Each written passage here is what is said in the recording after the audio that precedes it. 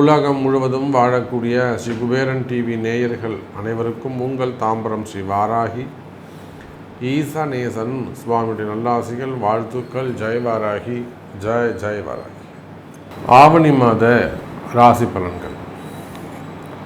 முதல்ல கிரக நிலவரம். இந்த ஆவணி மாதம் கிரக அமைப்புகள் எப்படி இருக்குன்றதை பார்த்துருவோம். ஏன்னா அந்த கிரகத்தை அடிப்படையாக கொண்டு தான் நம்ம பார்க்க போகிறோம். முதல்ல இந்த ஆவணி மாதத்தில் 2 கிரக மாற்றங்கள், 3 கிரக மாற்றங்கள் கூட நிகழ்ந்திருக்குன்னு தான் சொல்லணும். ஒன்று, சுக்கிர பகவான், சுக்கிரன் கடகராசியில் சஞ்சரிக்கிறார். இந்த மாதம் முழுவதும் ஒரு பெரிய நன்மை என்னன்னு கேட்டிங்கன்னா, முழுமையான ஒளி கிரகமாக, முழுமையான சுபத்துவம் வாய்ந்த அந்த சூரிய பகவான் தலைவனாக விளங்கக்கூடிய சூரியன் இந்த ஆவணி மாதம் 30 நாட்களும் தன்னுடைய சொந்த வீட்டில் ஆட்சி பலம் பெற்று சிம்ம ராசியில் சஞ்சாரம் செய்கிறார். அப்போ ஏறக்குறைய 1 வருஷத்துக்கு பிறகு சிம்ம ராசி அன்பர்களுக்கு ஒரு அதிர்ஷ்டமான காலம். காரணம் என்னன்னா, ஆதித்யாதி நவகிரகங்களில் தலைமை பொறுப்பேற்று நடத்தக்கூடிய ஒரு கிரகம் எதுனா அது சூரியன் தான். அவரை பேஸ் பண்ணி தான் வான் மண்டலமே இருக்குது, அப்படி கூட சொல்லலாம். சூரியனும் சிவபெருமானும் ஒன்றுன்னு கூட நம்ம சொல்லலாம். இப்போ அந்த அளவுக்கு ஒரு சக்தி வாய்ந்த ஒரு கிரகமாக இருக்கக்கூடிய, பேர் புகழ் பெற்ற கிரகமாக இருக்கக்கூடிய ஒரு சூரியன் சொந்த வீட்டில் ஆட்சி பலம் பெறுகின்ற போது அதுக்கு பவர் சொல்லி அடங்காது. அப்போ இந்த ஆவணி மாதம் சூரியன் அற்புதமான முறையில் சொந்த வீட்டில் அமைகிறார். அவரோட கேதுவும் புதனும் இணைகிறார்கள். அதே போல் கன்னியில் இருக்கக்கூடிய செவ்வாய், இந்த கன்னியில் இருக்கக்கூடிய செவ்வாயால் நிறைய வீண் விரயங்கள், அடுத்து செலவுகள். நிறைய அன்பர்கள் சொல்வது உண்டு, எனக்கு கையில் காசு நிற்கவே மாட்டேங்குது, அதுவும் போன மாதம் இந்த மாதம்லாம் பார்த்தீங்கன்னா ரொம்ப கடுமையான வறட்சி சாமி. எவ்வளோ வந்தாலும் அடுத்து செலவாயிட்டே போயிடுச்சு சாமி, கையில் ஒன்றுமே நிற்கவே இல்லை. ஒரு இபி செலவு வந்தது, ஒரு ஏசி ரிப்பேர் ஆச்சு, அல்லது வேறு எதுவும் எலக்ட்ரிக்கல் ப்ராப்ளம் வந்தது, அல்லது பூமி ரிலேட்டடாக வீடை ஒரு ரெனோவேஷன் செஞ்சேன், இல்லை வீட்டில் ஒரு ஹோமம் பண்ணேன், பூஜை பண்ணேன், இல்லை அந்த ஒரு சின்னதாக டைல்ஸ் ஒன்று உடஞ்சிருந்த எடுத்து போட்டேன். அதை அப்போ அந்த பூமி சார்ந்து வீட்டுக்கு ஏதாவது ஒரு வீண் செலவு, வீண் விரயம், ஒரு 40,000 ரூபா 50,000 ரூபா காலி. அப்போ இது போல் கையில் காசு தங்காமல் இருப்பது, இதெல்லாம் அந்த கண்ணியில் இருக்கக்கூடிய செவ்வாய். இதுவே ஒரு கம்பெனி, பெரிய அளவில் ஒரு கம்பெனி அப்படின்னாக்கா அங்கேயும் இதே தான், ட்ரையான ஒரு சூழ்நிலைகள் இருக்கும். அப்போ இந்த சூழ்நிலைகள் எல்லாம் இந்த மாதம் மாறப்போகுது. சூரியன் அற்புதமான முறையில் இருக்கிறார். ஆனால் என்னன்னாக்கா, சூரியன் கேது இடத்துல மாட்டிக்கிட்டார். சூரியன் தனித்து இருப்பாரே ஆனால் அவரால் ஒரு பெரிய லாபத்தை நாம் எதிர்பார்க்கலாம். அவர் கேதுவோடு இணைந்ததால் குறிப்பிட்ட ஒரு சில ஜாதகர்களுக்கு மட்டும், அல்லது குறிப்பிட்ட ராசிகளுக்கு மட்டும்தான் நல்ல பலன்கள் கிடைக்கப் போகுது. ஸோ இந்த ஆவணி மாதம் உங்களுக்கு என்ன நடக்க போகுது, என்ன மாதிரியான மாற்றங்கள் நிகழும், உங்களுடைய எதிர்பார்ப்புகள் பூர்த்தி ஆகுமா, நீங்கள் மனசில் நினச்சிருக்கிற ஒரு சில விஷயங்கள், நல்ல காரியங்கள் கைகூடுமா, இந்த கேள்விகளுக்கெல்லாம் ரொம்ப ப்ரீஃபாக டீட்டெயிலாக ஒவ்வொரு ராசிக்கும் ஆவணி மாத ராசி பலனை பார்க்கலாம் வாருங்கள். அன்பார்ந்த கும்பராசி அன்பர்களே, அற்புதமான கால நேரம்.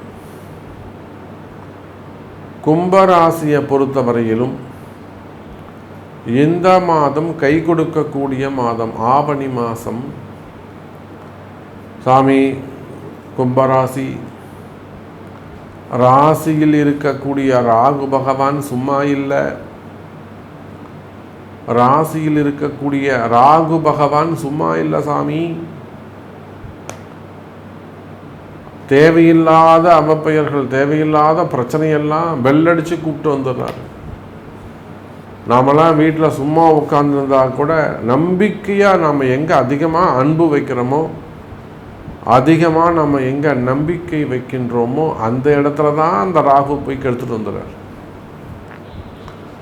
அதே போல் ராகுவால் அதிகம் பாதிப்புகளை சந்தித்த கும்பராசி அன்பர்களே, முன்னெல்லாம் கூட சனி இருந்தப்பெல்லாம் கூட எனக்கு பரவாயில்லைங்க சாமி, இப்போ இந்த ஒரு 3 மாதமாக ஏப்ரல், மே, ஜூன், ஜூலை இந்த ஒரு 3-4 மாதமாக எனக்கு அதிகமான கஷ்டமாக இருக்குது என்று சொல்லக்கூடிய, என்னால் சமாளிக்கவே முடியலைங்க சாமி, இந்த ஜூன், ஜூலை, ஏப்ரல் மாதம்லாம் அது 3 மாதமாக தான் சாமி ரொம்ப மோசமாக இருக்குது அப்படின்னு அதிகம் வருத்தப்படக்கூடிய ராகு இந்த பயத்தை காட்டுவார்.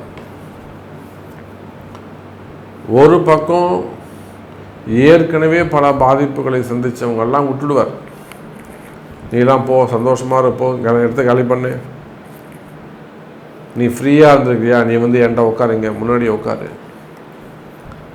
அப்போ இந்த ராகு என்ன செய்வார்னா, மனசில் எப்பொழுதும் ஒரு பயத்தை கொடுத்து கொண்டே இருப்பார். இது தெரிஞ்சிருமோ, இது வந்துடுமோ, மேலேருந்து இந்த சீலிங் விழுந்துருமோ, நடக்காத விஷயங்களை கூட நடந்துடுமோ என்ற பயம் இருக்கும். ஆனால் ஒன்றுமே இல்லைங்க. ஒரு சாதாரண உடல்நிலை ஆரோக்கிய குறைவு இருப்புன்னு வச்சுப்போமே, ஒரு ஹெல்த் இஷ்யூஸ் இருக்குது, ஒரு கால் வலியாக இருக்கலாம், கை வலியாக இருக்கலாம், படுத்தா தூக்கம் வராமல் இருக்கலாம். அப்போ அந்த மாதிரியெல்லாம் ஒரு உடல்நிலை ஆரோக்கிய குறைவு இருக்குன்னு வச்சுக்கோங்களேன், உடனே அவங்களுக்கு மரண பயம் வந்துடும். நமக்கு ஏதோ நடந்துருமோ, சாமி நான் பிழைப்பனா, எனக்கு இன்னும் ஆயுள் பாவம் எப்படி இருக்குது. அப்போ இந்த பயத்துக்கு என்ன காரணம்? ராகு. அதே போல் நிறைய பணங்காசுகள் வீண் விரயம், ஏமாறுதல், வெளிநாட்டுக்கு போகிறான்னு பணம் கட்டி ஏமாறுறது, சீட்டு கட்டி ஏமாறுறது, அல்லது ஃபண்டு கட்டி ஏமாறுறது, இல்லை ஃபண்டு பிடிச்சி சீட்டு பிடிச்சி ஏமாறுவது.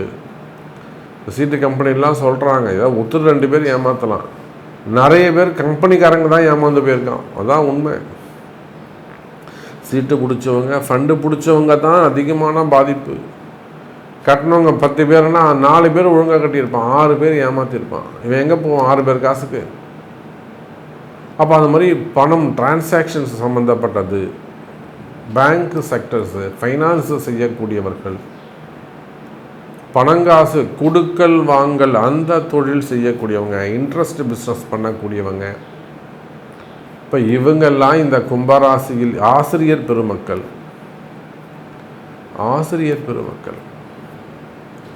அதே போல் ஃபார்மா இண்டஸ்ட்ரி, ராகு இல்லையா, ஃபார்மா இண்டஸ்ட்ரி, லேபு வச்சு நடத்தக்கூடியவர்கள், எக்ஸ்ரே, ஹாஸ்பிட்டல்ஸு, மெடிசன்ஸு,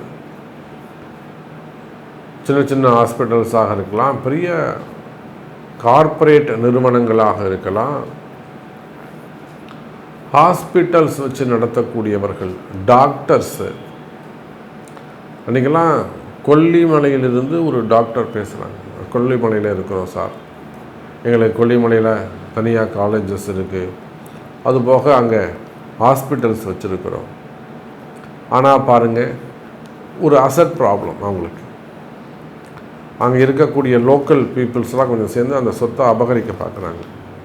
பட் ப்ராப்பராக இவர்கிட்ட எல்லாமே இருக்குது, புதுசாக இல்லாத ஒரு டாக்குமெண்ட்டை கொண்டு வந்து வச்சுட்டு அது மெயின் ஒரு அபாண்டமாக இந்த சொத்தை பறிக்க பார்க்குறாங்க. நீங்கள் வாங்க சாமி, கண்டிப்பாக வந்தால் இங்கே வந்து தங்குங்க, ஒரு 2 நாள் வந்து தங்கிட்டு போங்க அப்படின்னு கூப்பிட்றாங்க. இங்கே வந்துட்டு போனாலே பிரச்சனை சரியாயிடும் சாமி, உங்கள் கால் பட்டாலே போதும் வாங்க அப்படின்றாங்க. அப்போ அது போல் தொழில் செய்யக்கூடியவர்கள், பிஸ்னஸ் பண்ணக்கூடியவங்க, மெயினாக ஹாஸ்பிட்டல்ஸ் வச்சு நடத்தக்கூடியவர்கள், டாக்டர் பெருமக்கள், ராகுடைய தொடர்பு, ராகு சம்பந்தப்பட்ட தொழில் செய்யக்கூடியவர்கள், கெமிக்கல் இண்டஸ்ட்ரி, கெமிக்கல் எங்கெல்லாம் கெமிக்கல் இருக்கோ, உரமாக இருக்கலாம், பெயிண்டாக இருக்கலாம், புரிதுங்களா, மருந்துகளாக இருக்கலாம், உரமாக இருக்கலாம். அப்போ chemical industry, pharma industry, medicals, pharma, marketing, அதே போல் லேப், அதே போல் சினிமா துறை, அது சின்ன திரையாக இருக்கலாம், பெரிய திரையாக இருக்கலாம். சினிமா துறையில் கேமராமேனாக இருக்கலாம், இல்லை கேமரா வாடகை கூடக்கூடியவங்களாக இருக்கலாம். லைட்ஸ், இது அதுவும் வெளிச்சம் தானே, பல இருந்தாலே ராகு தானே. லைட்ஸ் அந்த யூனியனாக இருக்கலாம், கேமரா யூனியனாக இருக்கலாம், அவுட்டோர் யூனிட்டாக இருக்கலாம், ப்ரொடியூசராக இருக்கலாம், மேக்கப் இண்டஸ்ட்ரியாக இருக்கலாம், நடிக்கக்கூடியவர்களாக இருக்கலாம், கலைத்துறையை சார்ந்தவர்களாக இருக்கலாம். கலைத்துறை எதில் வேண்டுமானாலும் இருக்கலாம். இப்போ இந்த மாதிரி நீங்கள் எந்த தொழில் செய்பவராக இருந்தாலும் சரிதான், ராகு சம்பந்தப்பட்ட தொழில்கள் எல்லாமே,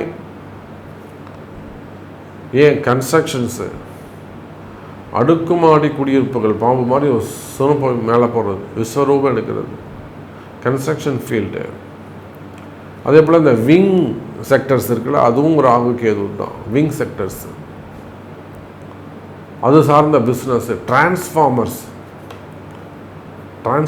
பிஸ்னஸ் பண்ணக்கூடியவர்கள், லிஃப்ட் பிஸ்னஸ் பண்ணக்கூடியவர்கள், எலக்ட்ரிக்கல், எலக்ட்ரானிக்ஸ், இபி செக்டர்ஸ், அது சார்ந்த பிஸ்னஸ் பண்ணக்கூடியவங்க, அது சார்ந்த கடைகள் வச்சுருக்கக்கூடியவங்க, ஷோரூம்ஸ் வச்சுருக்கக்கூடியவர்கள். இப்போ இது எல்லாமே ராகுவுடைய காரகத்துவம். இந்த மாதிரி நிறைய ஸ்டெப் பை ஸ்டெப்பாக ஒரு தொழிலாக நம்ம சொல்லிகிட்டே போகலாம். அப்போ நீங்கள் எந்த ஒரே வரியில் சொல்லணும்னா, இந்த மாதிரி ராகுவுடைய தொழிலில் நீங்கள் எந்த தொழில் செய்பவராக இருந்தாலும் சரிதான்.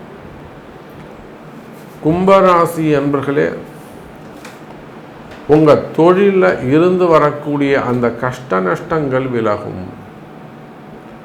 உங்கள் தொழிலில் லாஸ் இருந்திருக்கலாம், ஏமாற்றங்கள் இருந்திருக்கலாம், பல கோடி நஷ்டங்கள் இருந்திருக்கலாம். எப்போ நீங்கள் இந்த நல்ல செய்தி உங்கள் காதில் விழுதோ, இனிமே உங்களுக்கு நல்ல நேரம், உங்களுக்கு ஒரு நல்ல குருமார்கள் கிடைப்பாங்க, அவங்க மூலியமாக நல்ல முன்னேற்றம் இருக்கும், வருமானம் அதிகரிக்கும்.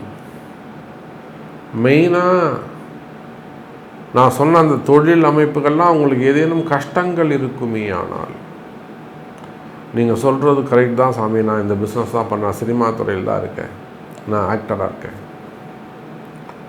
எனக்கு படமே இல்லை, எனக்கு வருமானமே இல்லை, ரொம்ப நாள் ஆகுது சாமி, நான் கொஞ்சம் ஆக்டிவேட் ஆகணும், எனக்கு ஒரு புதிய தொழில் கிடைக்கணும், ஸோ அந்த மாதிரியெல்லாம் நல்ல சான்ஸ் கிடைக்கணும், இந்த மாதிரியெல்லாம் சொல்லக்கூடிய கும்ப ராசி என்பர்களே, நீங்கள் குடும்ப பெண்களாக இருந்தாலும் சரிதான், கணவன் மனைவியாக இருக்கலாம், காதலர்களாக இருக்கலாம், அப்போ யாராக இருந்தாலும் கும்பராசியாக இருப்பீர்களேயானால் இந்த ஆவணி மாதம் உங்களுக்கு ராசியான மாதமாக அமையும், பயம் விலகும், நன்மை நடக்கும் என்பதை சொல்லிக்கொண்டு, உங்களுடைய கேள்விகளுக்கு உங்கள் பிறப்பு ஜாதகம்தான் முக்கியம், பதில் பேசும், தீர்மானிக்கும். நன்றி, நமச்சிவாயம். ஜெய் வராகி, ஜெய் வராகி. ஸ்ரீ குபேரன் டிவியை பார்த்தமைக்கு நன்றிகள். மேலும் இது போன்ற தகவல்களை தெரிந்து கொள்ள ஸ்ரீ குபேரன் டிவியை சப்ஸ்கிரைப் செய்யுங்கள். மறக்காமல் பெல் ஐக்கானை கிளிக் செய்யுங்கள்.